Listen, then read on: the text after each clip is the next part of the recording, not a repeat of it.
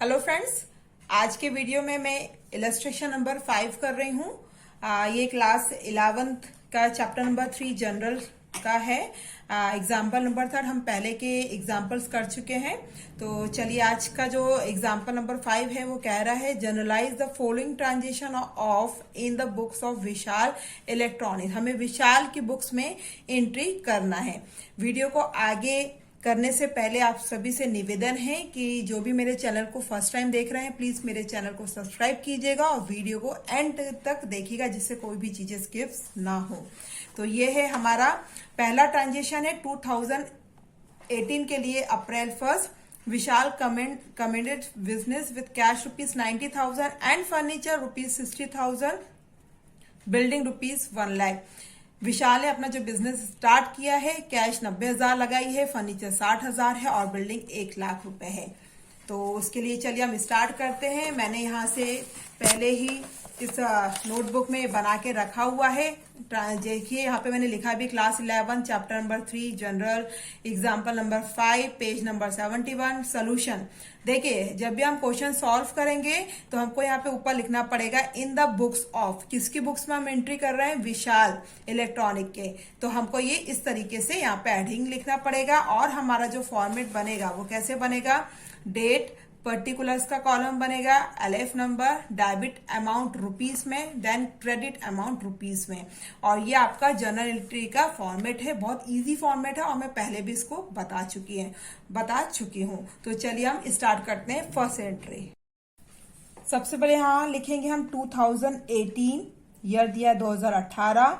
Entry है आपकी अप्रैल 1 की। हमने ये डेट डाल दी अप्रैल 1 के लिए। विशाल कंपनी बिजनेस, तो जो बिजनेस स्टार्ट करने की सिंपल एंट्री क्या बनेगी? आपके बिजनेस में क्या क्या आ रहा है? तो सबसे पहले आ जाएगा कैश अकाउंट डेबिट 90,000। फिर आ रहा है फर्नीचर लगाया गया है आपके बिजनेस में। फर्नीचर कितनी वैल्यू का लगाया हुआ है? Furniture account debit 60,000। और उसके बाद लगाई है बिल्डिंग अकाउंट डेबिट, कितना है? 1 लाख। यहां पे आ जाएगा 2। ये सारी चीजें क्या आपकी? Capital, 2 capital account. इन सब का टोटल आ जाएगा यहाँ पे 2,50,000। ठीक है, इन सब का टोटल हम यहाँ पे लिखेंगे। नरेशन लिखना बिल्कुल कंपलसरी होता है, तो हम नरेशन लिखेंगे। बहुत इजी है लिखना है और सिंपल है और लेकिन इंपॉर्टेंट है। Being business start with cash, furniture and building.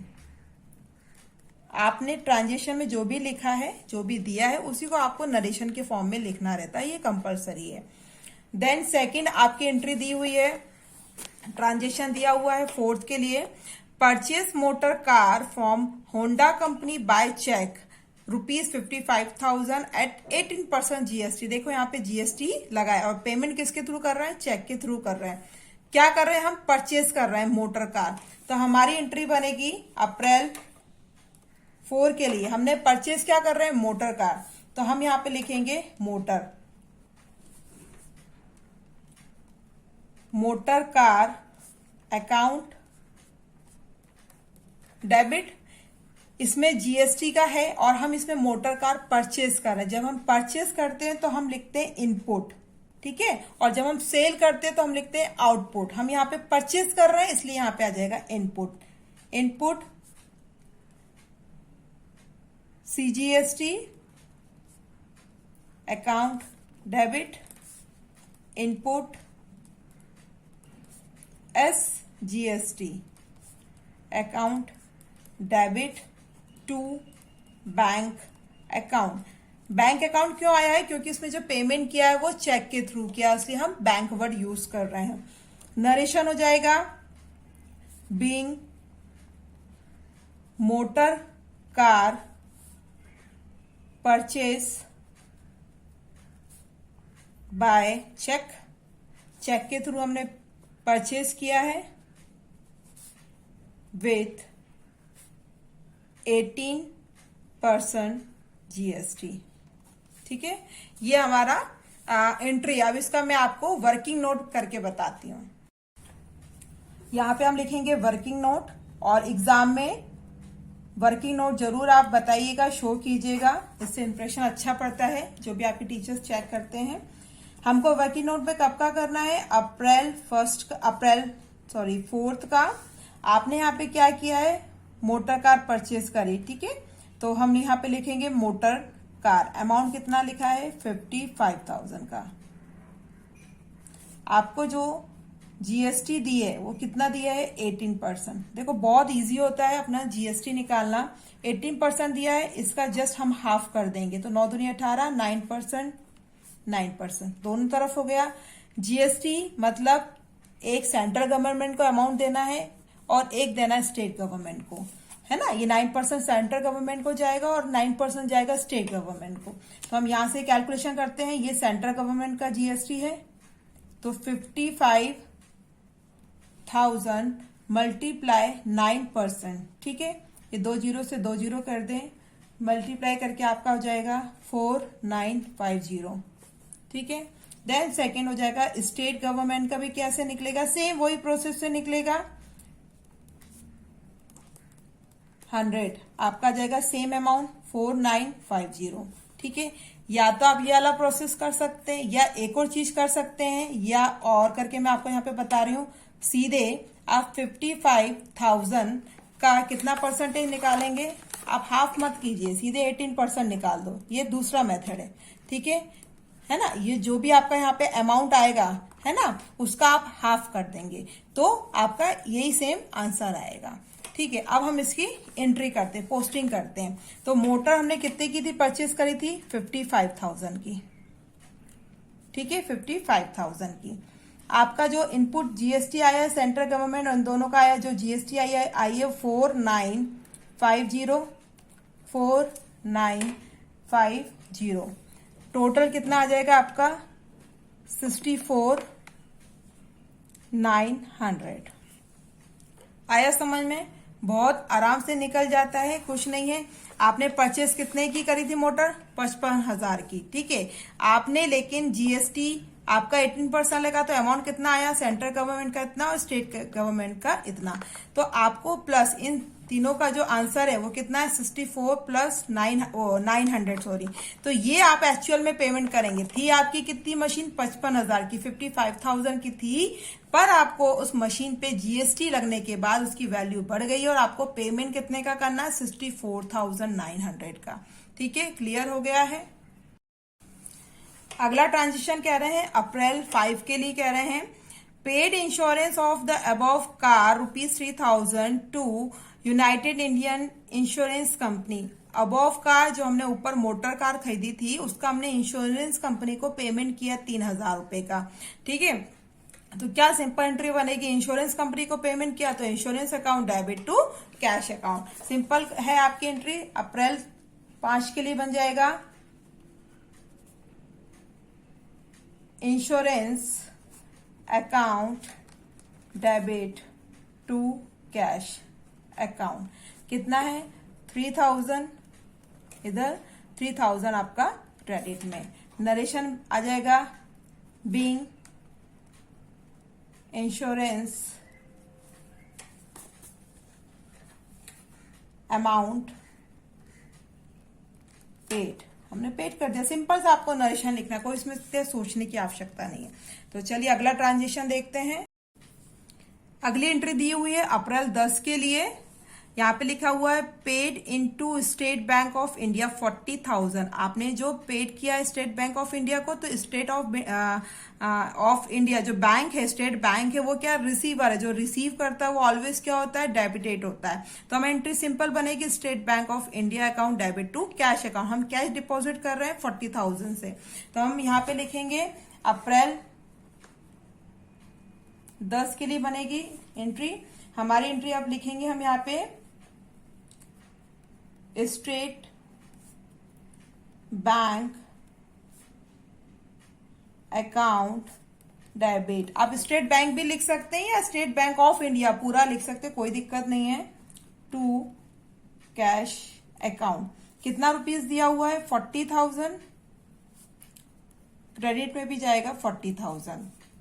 Narration हो जाएगा बीइंग कैश डिपॉजिटेड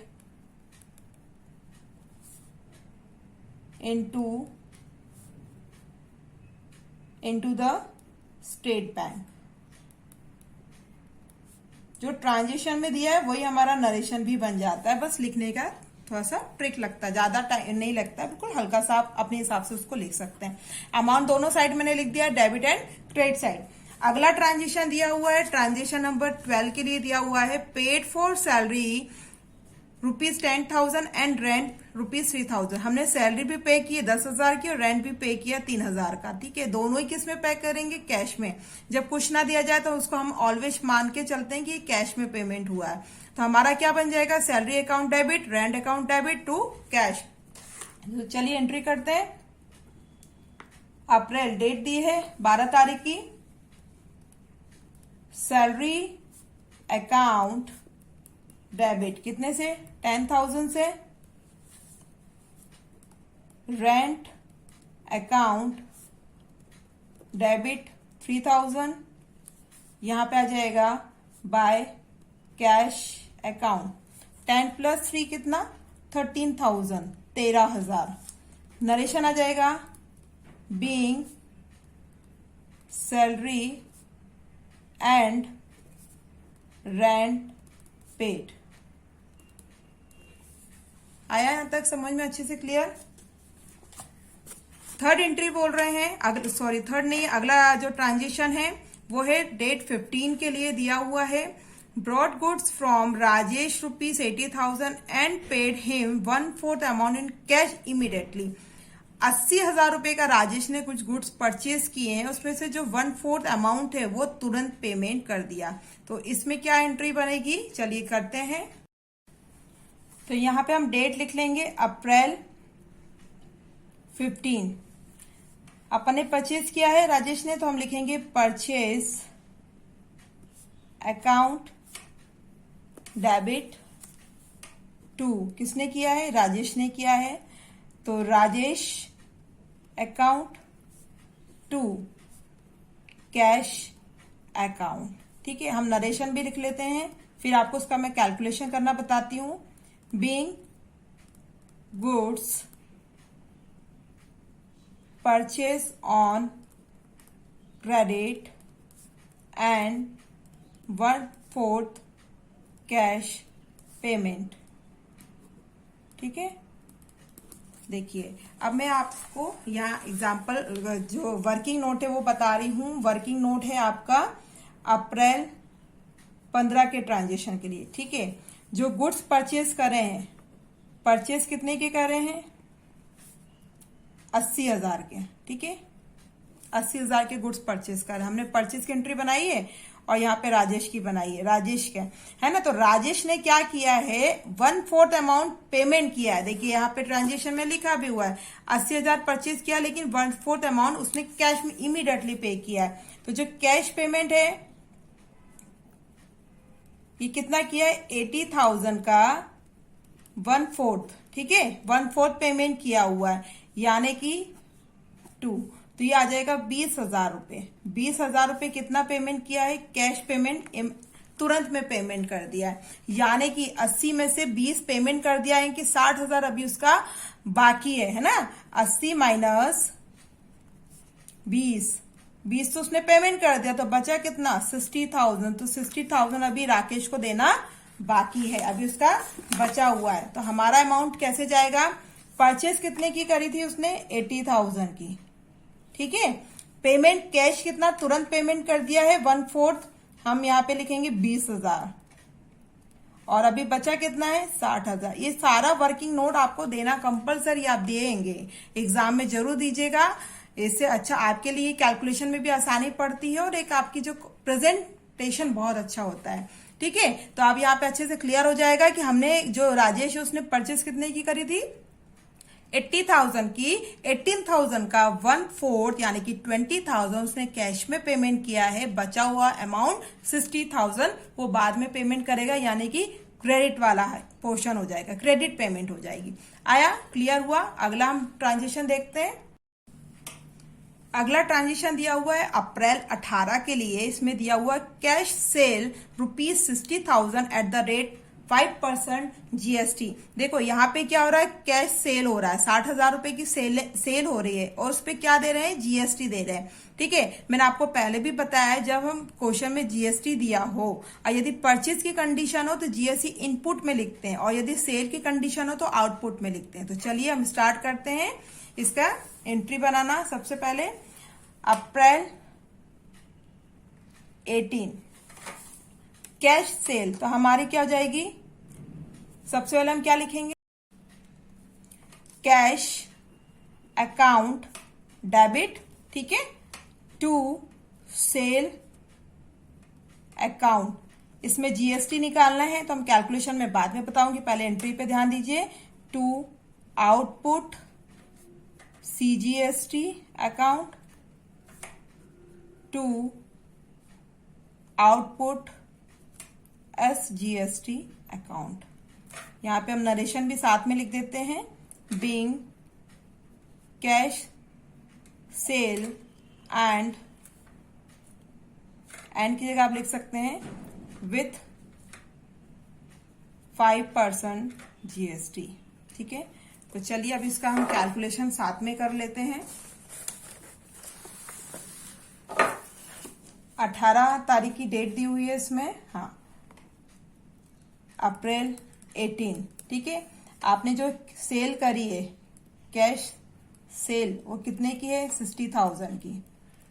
ठीक है, और आपको जो GST दिया हुआ है वो कितना दिया हुआ है, 5% आपको निकालना। तो हम कैसे निकालेंगे, 5% है, या तो दो तरीके के मैंने मेथड बताए, इसका हाफ हाफ कर दो, 2.5% इसका और 2.5% इसका। ठीक है, या तो एक और तरीका, अभी तक तो हम यही करते चले आ रहे हैं, आधा आधा इसका किया है ना। तो ये देखिए, पहला हम निकालेंगे CGST सेंट्रल गवर्नमेंट, आपका आ जाएगा 60,000 का 2.5%। तो ये पॉइंट हट जाएगा तो एक जीरो और बढ़ जाएगा, ये 3 जीरो कटे, 3 जीरो यहां कटे, मल्टीप्लाई करेंगे तो आपका आ जाएगा 1300, ये आपका आ जाएगा 1500। ठीक है, और ऐसे आपका निकलेगा स्टेट गवर्नमेंट के लिए, तो सेम यही प्रोसेस रहेगा, 60,000 इंटू 2.5% अपॉन में 100, पॉइंट हटाया जीरो, यहाँ पे आ जाएगा 1500। या और करके मैं आपको लिख रही हूं सीधी सी बात, या आप 60,000 का सीधे निकालेंगे टोटल पूरा 5% निकाल दो, है ना। तो 2 जीरो से 2 जीरो कट गए, कितना अमाउंट आ जाएगा, 2 जीरो और 6 5 30, 3,000 आया।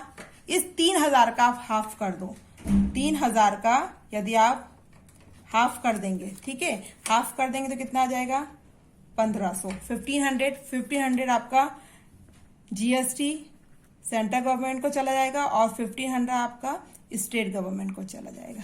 आया क्लियर, दोनों एक ही चीज है, बस कैलकुलेशन थोड़ा सा अलग है। सिंपल वे, चाहे तो या तो आप परसेंटेज को हाफ हाफ कर दो या आप लास्ट में अमाउंट को हाफ हाफ कर दो। मेथड एक ही यूज करना है एग्जाम में, ये नहीं कि दोनों करके बता दिया, ऐसा नहीं करना है। ठीक है, जो ये परसेंटेज दिया या तो उसका हाफ हाफ करके आप बता दो या तो फिर आप टोटल एक अमाउंट निकाल के उसका हाफ कर दो, दोनों ही कंडीशन में आपका आंसर करेक्ट माना जाएगा। ठीक है, तो कैश सेल आपकी ये दिया हुआ है। अब आपने जो GST वगैरह कितना निकाला है अपना, कितने का आया है, 1500 का। ठीक है, हमने जो सेल करी है वो कितने का अमाउंट हो जाएगा, 60,000, और GST कितने की है, 1500, और ये भी आ जाएगा 1500। तो टोटल हमको अमाउंट कितना कैश देना पड़ रहा है, 63,000। आया क्लियर, ये इंपॉर्टेंट क्वेश्चंस रहते हैं GST वाले, इसलिए अच्छे से आप क्लियर से अच्छे से समझ लीजिए। तो चलिए अब हम अगला ट्रांजेक्शन देखते हैं। ट्रांजेक्शन 20 दिया हुआ है, रिसीव्ड रेंट ₹1,000 एंड कमीशन ₹4। हमको बहुत इजी है, हमको रेंट भी रिसीव्ड हुआ है, कमीशन भी रिसीव्ड हुआ। तो चलिए एंट्री करते हैं। अप्रैल 20 के हमको रिसीव्ड हो रहा है ना, तो हमारे पास क्या आ रहा है, कैश आ रहा है, तो हम लिखेंगे कैश अकाउंट डेबिट। किससे मिल रहा है हमको, तो हम यहाँ पे लिखेंगे टू रेंट अकाउंट, कितना आ रहा है 1000, क्रेडिट में लिखेंगे टू, और किससे मिल रहा है हमको, कमीशन से मिल रहा है, तो कमीशन अकाउंट कितना है 4000। तो टोटल हमको कितना अमाउंट रिसीव हो रहा है कैश में 5000 का। हम नरेशन लिख देंगे बीइंग अमाउंट या कैश रिसीव्ड। आप इतना भी लिखेंगे चलेगा, या आप ये भी लिख सकते हैं being cash received by rent and commission. Okay, आगे देखते हैं। अगला ट्रांजेक्शन दिया हुआ है अप्रैल 25 के लिए, पेड फॉर टेलीफोन चार्जेस। हमने क्या किया, टेलीफोन चार्जेस पेमेंट किए हैं कैश में, तो क्या एंट्री बनेगी, telephone charges account debit to cash. Simple entry है, तो हम यहाँ पे लिख लेते हैं अप्रैल 25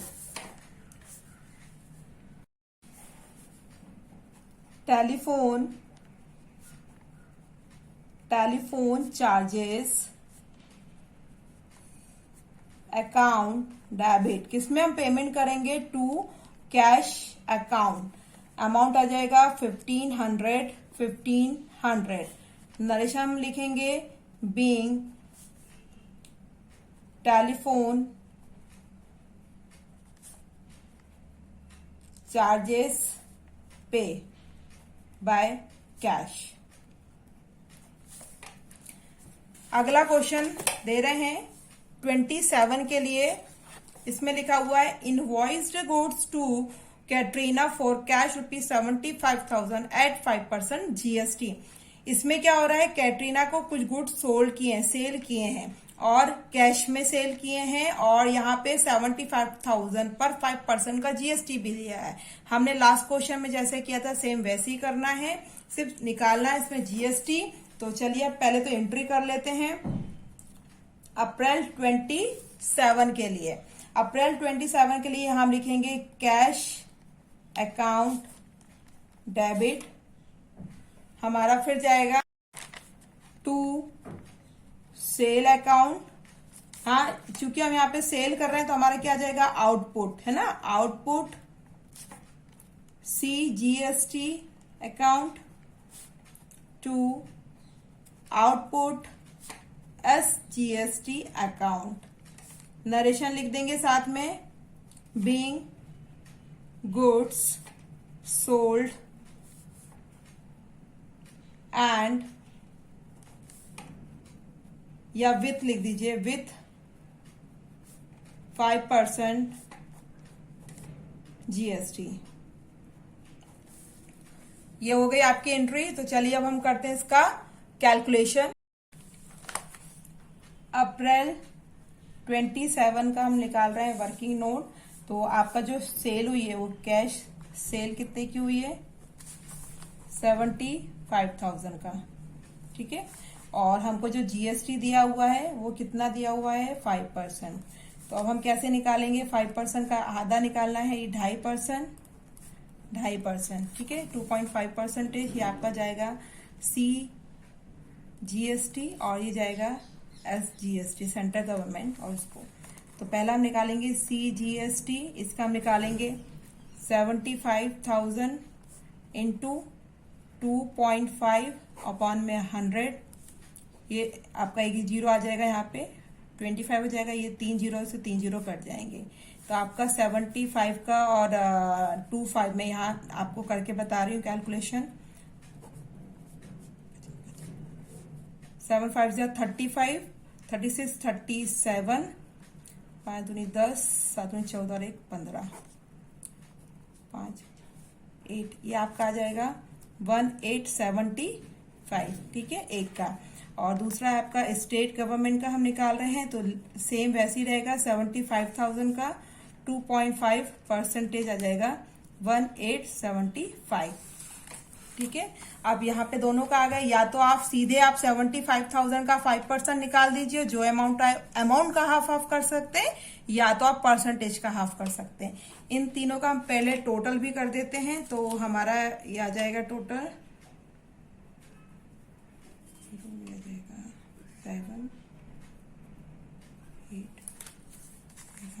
7। ठीक है, ये हमारा आ जाएगा फाइनल अमाउंट, हमको जो पेमेंट करना है। हमने जो सेल करी थी वो कितने की करी थी? 75,000 की। ठीक है, हमारा जो जीएसटी कितने का आया? 1875। टोटल अमाउंट हमको क्या पेमेंट करना है?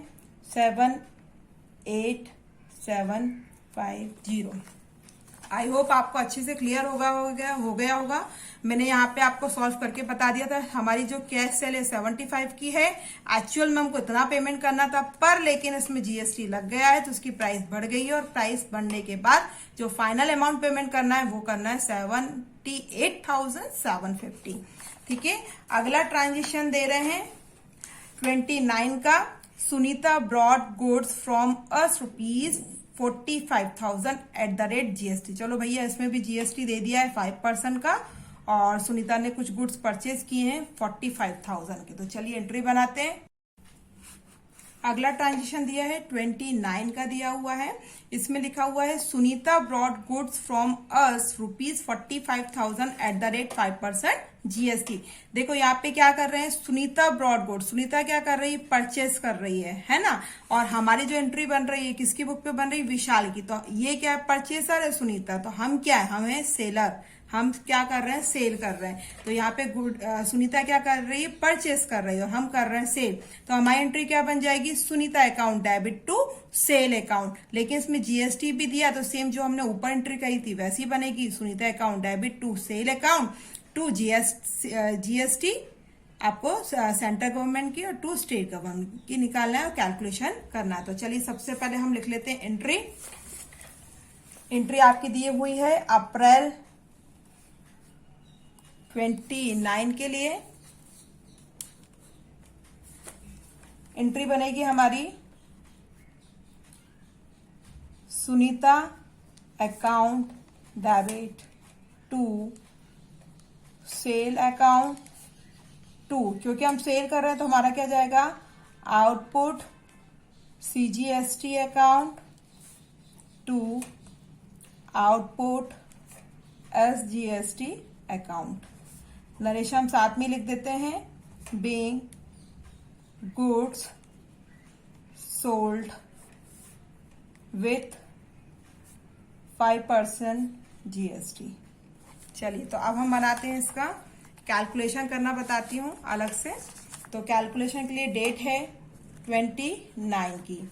सुनीता ने कुछ गुड्स परचेज कर रहे हैं, है ना। सुनीता परचेज कितने के कर रहे हैं? 75,000 के। ठीक है, इसको जो पेमेंट करना था वो कितने का करना था? 75,000 का।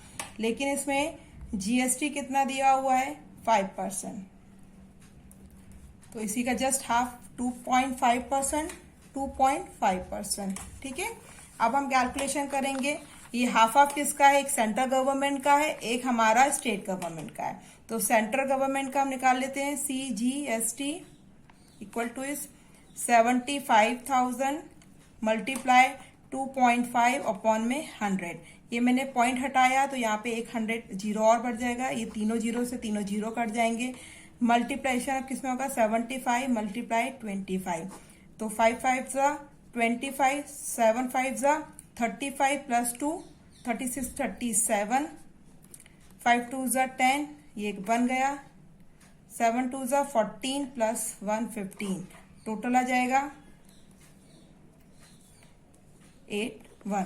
तो हमारा आ जाएगा 1875। ठीक है, ये पहला आ जाएगा। सेम ऐसे ही आ जाएगा, स्टेट गवर्नमेंट का भी सेम रहेगा 75,000.2.500। तो आ जाएगा वही सेम अमाउंट आएगा आपका। ठीक है, ये आपके आ जाएंगे दोनों के अमाउंट। या आपके पास मैंने एक और चीज बताया हुआ है पहले भी, या तो आप टोटल 75,000 का 5% निकाल दीजिए और जो भी अमाउंट आता है उसका हाफ कर दो। तो चलो अपन निकाल भी लेते हैं, एक बार करके दिखाती हूँ। दोनों जीरो कट गए तो ये आ जाएगा आपका 750 मल्टीप्लाई 5। ठीक है, तो हमारा आ जाएगा 5 5 जा 25, तो हमने यहाँ 2 किया। 7 5 जा 35, 36 37, ये आ जाएगा आपका अमाउंट। कितना आ रहा है? 3750। ठीक है, अब इसको आप आधा आधा बांट लो। हाफ हाफ कर दो, ठीक है। तो ये आपका जाएगा सेंट्रल गवर्नमेंट को और ये जाएगा स्टेट गवर्नमेंट को, ठीक है। इसका जस्ट हम हाफ कर देंगे ऐसा, तो वही आंसर आएगा 1875। ये दो मेथड है आपके जीएसटी निकालने के, ठीक है। तो हम यहाँ पे अमाउंट लिख देते हैं। हमने जो पेमेंट करना था, कितने का परचेज किया, सेल किया है हमने 75,000, आपका आ जाएगा 1875। यहाँ पे आ जाएगा आपका 1875, ठीक है। फिर अब आगे हम देखते हैं। सॉरी फ्रेंड्स, मैंने थोड़ा सा मिस्टेक कर दिया है अमाउंट में। एक्चुअली मैंने इसका अमाउंट लेके कर लिया है, करना था 45 का। तो हम फिर से मैं अगेन आपको आगे बता देती हूँ। देखिए सुनीता ने कितना है, उसको पेमेंट करना है 45,000 का, ठीक है। हमको जो जीएसटी दिया है वो दिया है 5% का, तो 5% का हाफ 2.5%, 2.5%। ये किसका है, सेंट्रल गवर्नमेंट का है, और एक है आपका स्टेट गवर्नमेंट का, ठीक है। कैलकुलेशन करने के लिए हम लिख रहे हैं सेंट्रल गवर्नमेंट 45,000 इंटू 2.5%। जीरो से जीरो यहाँ पे बढ़ गया, ये तीनों जीरो कट गई, तो 45 मल्टीप्लाई 25 मल्टीप्लाई हो जाएगा 5 5 25, 2 इधर जाएगा 5 4 20 प्लस 2 22, 5 2 10 प्लस 1 2 4 8 प्लस 9, तो आपका जाएगा 5 2, आपका आ जाएगा यहाँ पे 1125, ठीक है। और ऐसे आपका स्टेट गवर्नमेंट का भी सेम निकलेगा 45,000 का 2.5%, तो यहाँ आ जाएगा 1125। ये मैंने मिस्टेक यहाँ पे कर दी थी थोड़ा सा कैलकुलेशन में, तो हम इसको लिख लेते हैं।